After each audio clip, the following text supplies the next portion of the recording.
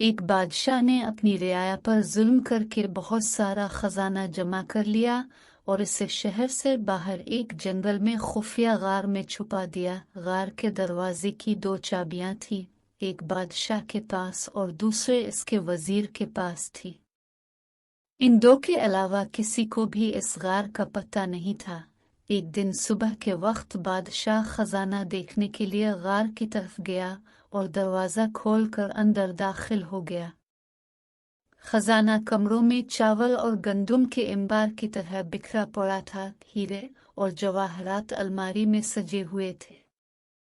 बादशाह इस खजाने को देखकर बहुत खुश हुआ, लेकिन आते वक्त बादशाह गार का दरवाज़ा ही बंद करना भूल गया था। इसी वक्त वजीर का इस गार की तरफ से गुजर हुआ। वजीर ने जब खजाने का दरवाज़ा खुला देखा तो हैरान रह गया।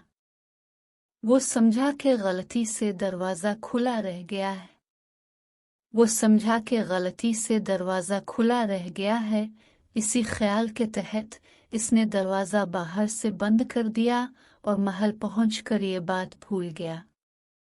जब बादशाह हीरे और जवाहरात का मुआयना करने से फारिग हुआ तो वापसी का सोचा, लेकिन जब वो दरवाजे की तरफ पहुंचा तो देखा कि वो तो बंद था। बादशाह ने दरवाजे को खूब जोर जोर से पीटना शुरू कर दिया और साथ साथ चिल्लाता भी रहा, लेकिन इस वीरान जंगल में उसकी आवाज़ सुनने वाला कोई न था। वो वापस अपने खजाने की तरफ गया और उनसे दिल बहलाने की कोशिश करने लगा, लेकिन भूख और प्यास के हाथों मजबूर होकर वो फिर दरवाजे की तरफ गया। इसने चीखना चिल्लाना शुरू कर दिया और फिर थक हार कर वो वापस जगह पर आ गया। भूख और प्यास की शिद्दत इतनी बढ़ गई थी कि आखिर वो हीरों से भीख मांगने लगा। ये कीमती पत्थर, मुझे एक वक्त का खाना दे दो। इसे ऐसा लगा जैसे वो हीरे इसकी सादगी पर जोर जोर से हंस रहे हों।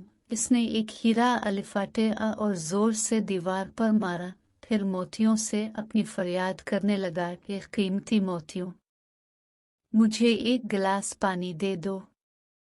इससे ऐसा लगा कि मोती और जवाहरात इस पर हंस रहे हों। बादशाह को बहुत गुस्सा आया, लेकिन भूख गुस्से पर गालिब आ गई।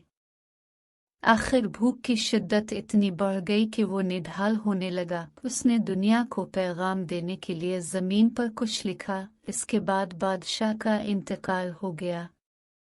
वजीर बादशाह को तलाश करता हुआ इस गार की तरफ से गुजर हुआ तो उसने सोचा कि बादशाह के खजाने का कुछ अता पता करें। जब वो गार के अंदर दाखिल हुआ तो देखा कि बादशाह मरा पड़ा है और जमीन पर लिखा है, दौलत किसी को जिंदगी नहीं दे सकती।